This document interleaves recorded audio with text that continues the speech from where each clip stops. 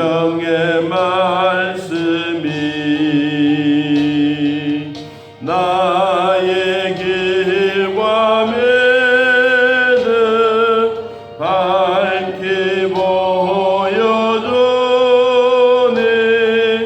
아름답고 귀한 말씀 생명샘이로다. 아름답고 귀한 말씀 생명샘이로다.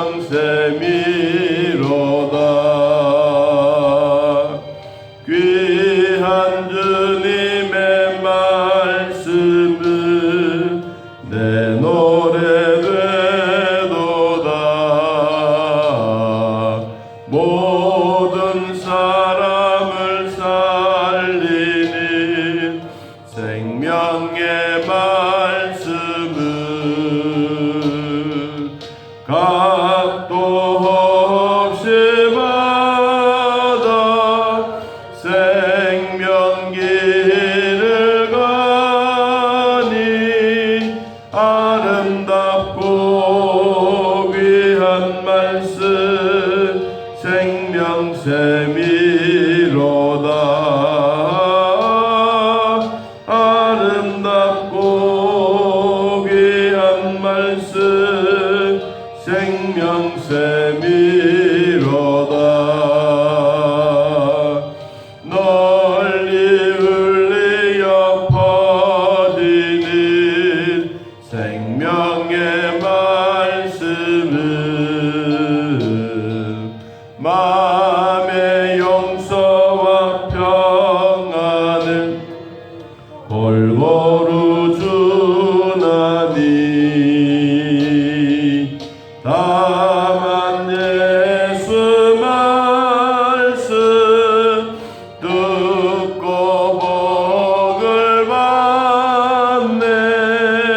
아름답고 귀한 말씀 생명샘이로다. 아름답고 귀한 말씀 생명샘이로다.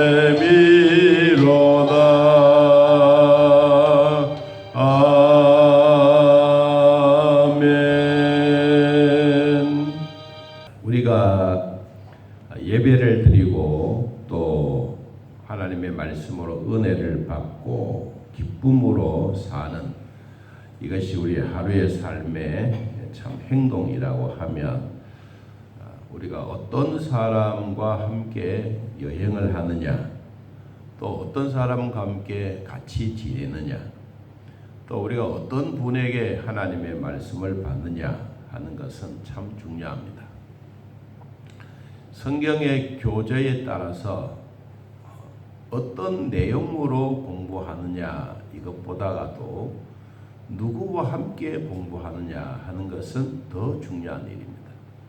우리가 예수 믿고 구원받은 하나님의 자녀들에게 있어서 목사와 성도의 관계는 떨어질 수 없는 관계입니다. 손바닥과 손등의 관계와 같이 반드시 필요하고 또 서로에게 필요를 주고받을 수 있는 귀한 것입니다. 오늘 예수님과 유대인들의 관계를 설명을 하면서 유대인들이 예수님이 하나님의 나라에 대한 이야기를 합니다. 다시 말하면 지상에 살고 있는 우리들에게 천당의 얘기를 하는 것입니다. 자, 우리는 하양이라고 하는 이 지역에 살고 있지만 저 미국에 대한 이야기를 하면 우리가 이해할 수가 없는 것도 많습니다. 그러나 또 이해되는 것도 있습니다. 왜냐하면 사람들이 그런 이야기를 자주 들으면 나도 미국에 가봤는데 뭐 그렇더라, 이제 그런 얘기를 하죠. 제가 이제 미국에 공부하러 갔을 때 이 교수님이 자기 차에 태워서 갔어요. 그때는 우리가 이 자동 문이 열려지고 뭐 이런 것도 아니에요. 또 자기 집에 이 차단이 되어 있으면 막 문이 자동으로 쑥 올라가는 거, 아주 영화에서만 보았던 그런 장면이 눈앞에 확 펼쳐지는 거예요. 그걸 차를 타고 가다가 뭐 단추를 하나 딱 누르는데 이 자기 차고의 문이 쫙 올라가는 거예요. 이야, 이 세상에 이런 세상도 있구나 싶어서 보니까 차고에 차가 3대나 있는 거예요. 이거 참 부자다 싶어서 생각했어요. 그리고 웬 차가 이렇게 많냐 그랬더니 뭐 어디 갈 때는 2차 타고 어디 갈 때는 2차 타고. 이게요, 여러분 미국에서만 있는 게 아니라 지금 우리나라에도 그렇잖아요. 참 신기하다라는 생각이 들었어요. 우리가 하나님의 말씀을 받고 깨달을 때 이해가 안 되면 그게 좀 느려요. 그런데 이해가 되면 그게 빨리빨리 우리에게 오는 것입니다. 여러분, 하나님의 말씀을 들을 때 우리가 그 말씀을 듣고 내 몸에 실천으로 하려고 하면 하나님의 말씀을 절대로 의심하면 안 됩니다. 또 우리가 우리 스스로 생각할 때 나는 구원받은 백성이다. 여기에 대한 확신이 있어야 무언가 얻어도 얻는 것이지, 나에게 의심부터 시작을 해놓고 나면 모든 문제가 의심스럽습니다. 목사님의 설교는 왜 또 저런 얘기를 할까 이야기하면서 의심이 되면 그 말씀 받아들이지 않는 거예요. 오늘 유대인들이 무엇이냐 하면 명절 중간날쯤 되어서 예루살렘 성전에 올라간 거예요. 명절 중간이라고 하면 이 초막절을 지키는데, 초막절은 어제 말씀드렸던 것처럼 이스라엘 백성들이 광야 생활을 살면서 고난과 역경을 받고 있는데 이들의 손으로 뭔가 얻어 먹을 것은 아무것도 없어, 광야에. 그러니까 하나님이 만나를 주셨어요. 이 만나 주신 것을 이들은 너무 기뻐하고 고맙게 생각하는 거예요. 하나님이 우리를 광야로 내보냈으면 우리는 물도 없고 그런 것에서 죽을 수밖에 없는데, 그래도 우리는 하늘에서 내려온 만나를 먹었지 않느냐. 이 이야기를 예수님이 막 풀어서 설명을 하니까 처음에는 사람들이 이해를 못하는 거예요. 그러다가 내가 생명의 떡이다 라고 예수님이 이야기하죠. 그러니까 아니 당신이 뭔데 생명의 떡이냐. 또 말합니다. 내 살과 내 피를 먹지 않은 사람은 나와 상관이 없다. 막 이러니까 유대인들은 더 붕괴를 하는 거예요. 여러분, 그러다가 여러분들은 이해됩니까? 안 됩니까? 그러면서 나중에는 하나님의 말씀이 이 마귀로 이끌어가요. 하나님의 말씀을 올바르게 이해하지 못하고 깨닫지 못하면 가룟 유다처럼 예수 그리스도를 팔자가 오늘 여기에 12사람 중에 있다. 아이고, 엄청난 이야기를 하는 거예요. 여러분, 이런 이야기가 이제 초막절에서 일어난 거예요. 그러니까 이 유대인들이 예수를 잡아서 죽이려고 자꾸 하는데 주님이 잠깐 피해서 있다가 이제 초막절 중간에, 오늘 그래서 14절에 이미 명절의 중간이, 명절은 보통 7일입니다. 7일 동안 이 절기를 지키는데, 그러면 한 3일이나 4일쯤 지나는 오늘 같은 날 안 되겠어요? 한 수요일 정도 되는 이 날에 예수님이 성전에 올라가서 가르칠 때 유대인들이 놀라는 거예요. 아니, 저자가 또 왔네? 지난번에는 만나를 가지고 이야기할 때 자기가 뭐 만나고 자기가 하나님이 보낸 자하고 뭐 이런 얘기 하다가 저자가 또 와서 가르치는구만. 그러면서 이제 시비를 거는 거예요. 어떻게 시비를 거느냐 하면, 자, 여러분 15절에 보니까 이 사람은 배우지 아니하였거늘 어떻게 그를 아느냐. 다시 말해 어떤 자격이 있느냐라는 말하는 것이 아니라 엄청나게 무시를 합니다. 저 무식쟁이가 우리한테 가르친다고 이해도 안 되는 말을 가르쳐. 저 천당에 대한 얘기를 하니까 이 지구상에 있는 우리들이 이해를 하지 못하는 것처럼 그렇게 막 가르치는 거예요. 그러니까 주변의 사람들이 또 놀라는 거예요. 우리는 당신의 얘기를 안 되겠다 이런 것이 아니라 또 거기 지도자를 또 듣고 또 귀가 또 솔깃합니다. 예수님이 우리로 말하면 목사가 전하는 말에 대하여 이 말씀을 그대로 받느냐, 아니면 목사는 어떤 자격을 가지고 이렇게 말씀을 전하느냐, 오늘날로 풀어서 설명하면 그러는 거예요. 예수가 하나님의 예루살렘 성전에서 하나님의 말씀을 가르치니까, 아니 저자는 배우지도 않고 대학도 가지도 않았는데 뭐 우리에게 잘났다고 이렇게 막 가르치냐고. 이 지도자의 자격에 대한 얘기를 하는 거예요. 여러분, 그러니까 예수님의 대답을 들어보십시오. 16절에 내 교훈은 내가 말하는 것이 아니다. 나를 보내신 이의 것이다. 나를 보내신 이가 누굽니까? 예수님을 보낸 자가 누굽니까? 하나님입니다. 나는 하나님에 대한 이야기를 하는 것이다. 그래서 17절에 사람이 하나님의 뜻을 행하려 하면 이 교훈이 하나님께로부터 왔는지 내가 스스로 말하는 것인지 너희들이 알게 될 것이다. 여러분, 우리가 설교자에게 있어서 이 자격을 우리가 많이 넣습니다. 우리 교회 헌법에도 보면 이런 자격이 있어요. 목사는 어떤 자격이 되어야 되느냐, 이런 내용들이 참 많은데 제가 헌법책을 하나 가지고 왔습니다. 우리 교단의 것인데 각 교단마다 다를 수는 있어요. 그런데 거의 다 비슷해요. 그러면 우리 교단에서 말해주고 있는 목사의 자격은 어떤 것인가? 오늘 예수님이 하나님의 말씀을 전하는 일에 있어서 유대인들이 자꾸 태클을 거니까 아니다, 내가 전하는 것이 아니고 나를 보내신 아버지의 뜻을 전하는 것이다. 그래서 제가 우리 교단에서 나오는 몇 가지에 대한 얘기를 좀 하려고 합니다. 첫째는 남자 세례 교인으로서 무음하게 7년 이상을 경과한 자. 아직도 우리 교단에는 여목사 제도는 없습니다. 그런데 이 여목사 제도는 앞으로 있게 될 것입니다.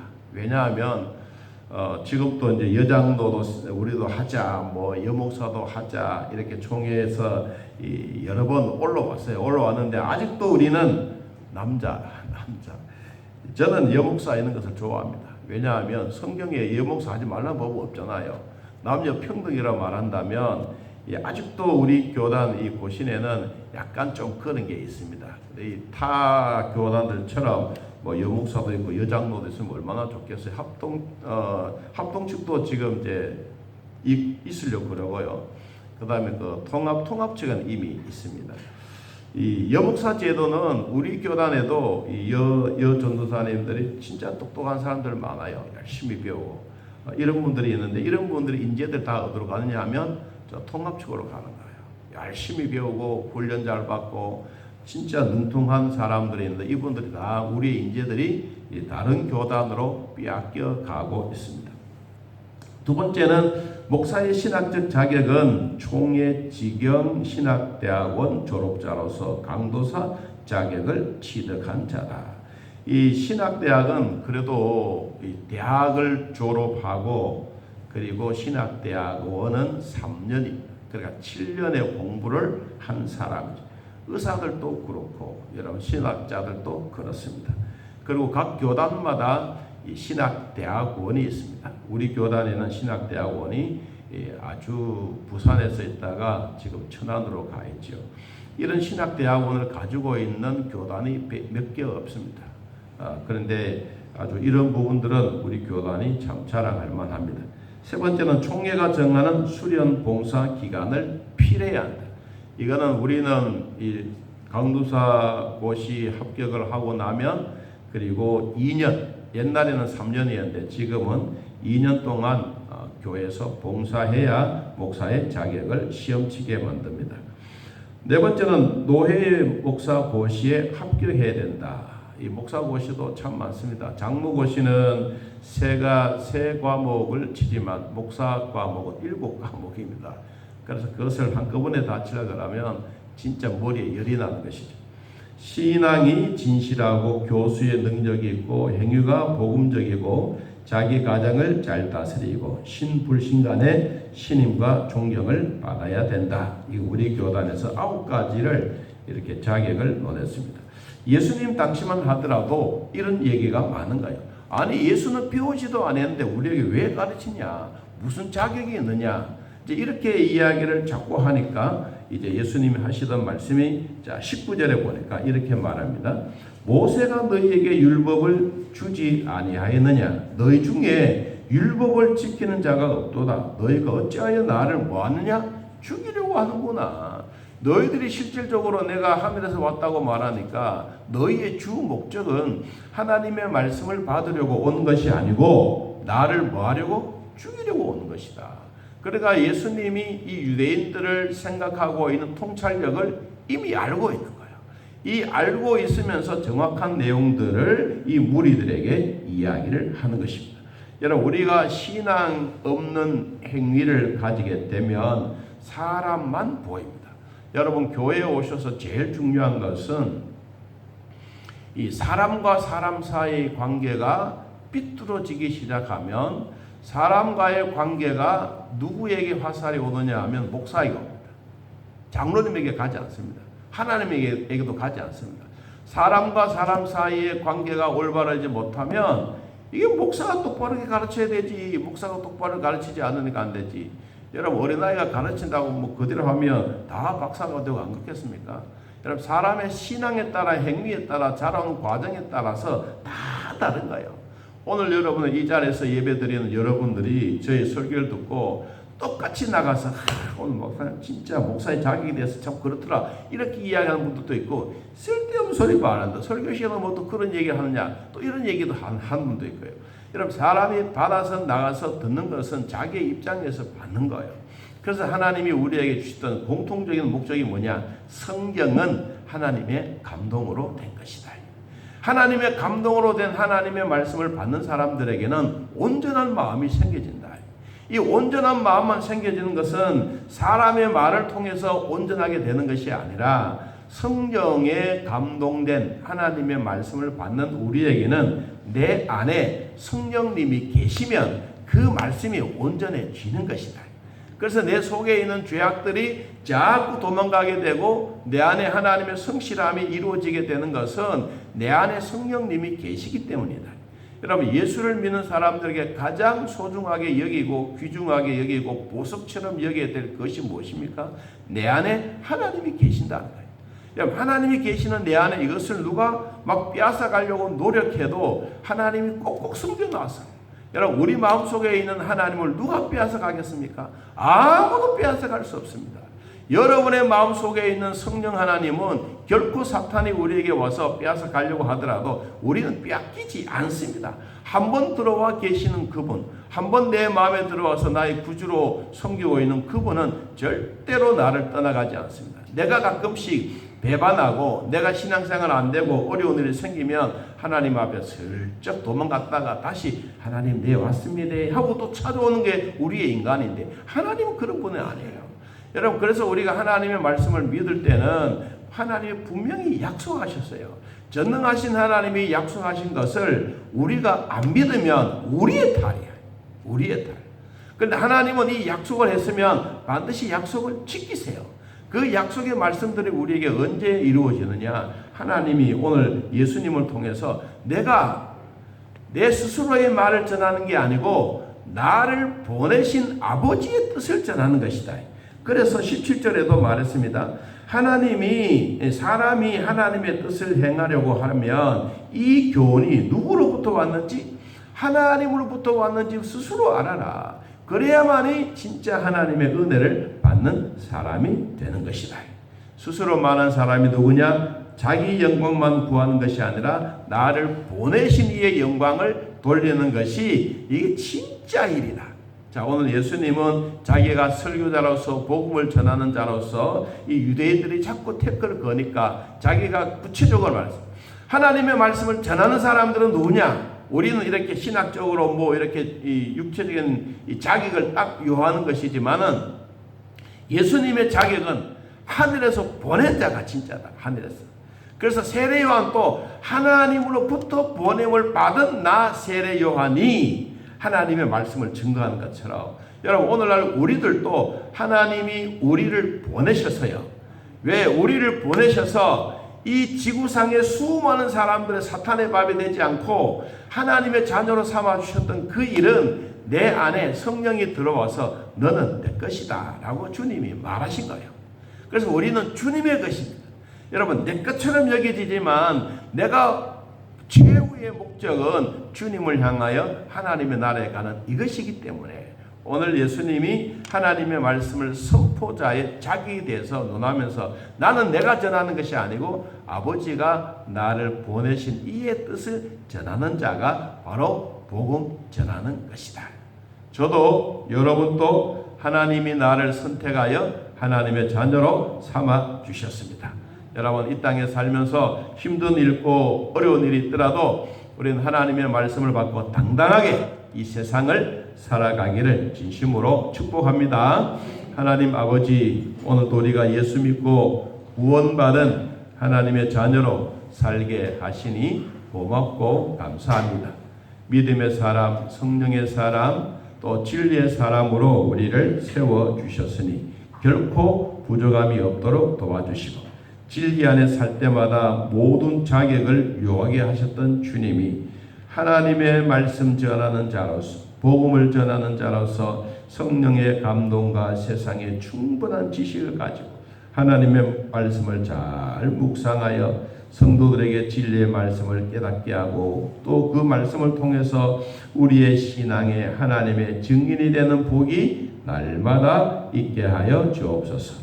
병원에서나 가정에서나 각 처소에서 예배드리는 사랑하는 성도들, 또 교회에 와서 함께 예배드리는 믿음의 식구들, 하나님 오늘 성령이 주셨던 이 말씀 내 마음에 되새기고 나는 하나님의 자녀로 세상을 당당하게 살아가겠노라고, 자신감을 가지고 살아가겠노라고 말씀하시던 그 말씀 붙잡고 오늘도 승리하게 하옵소서. 아픈 자들 치료해 주시고, 병원에 있다가 또 퇴원하는 자도 있습니다. 주여 돌봐주시고 가슴이 답답하지 않도록 도와주시고 믿음의 산 증인이 되도록 하나님 축복하여 주옵소서.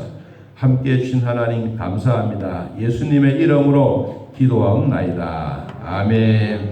하늘에 계신 우리 아버지여, 이름이 거룩히 여김을 받으시오며 나라의 마음이시며 뜻이 하늘에서 이루어진 것 같이 땅에서도 이루어지이다. 오늘날 우리에게 일용할 양식을 주옵시고, 우리가 우리에게 죄진 자를 사하여 준 것 같이 우리 죄를 사하여 주옵시고, 우리를 시험에 들게 하지 마옵시고 다음 악에서 구하옵소서. 대개 나라와 권세와 영광의 아버지께 영원히 있사옵나이다. 아멘.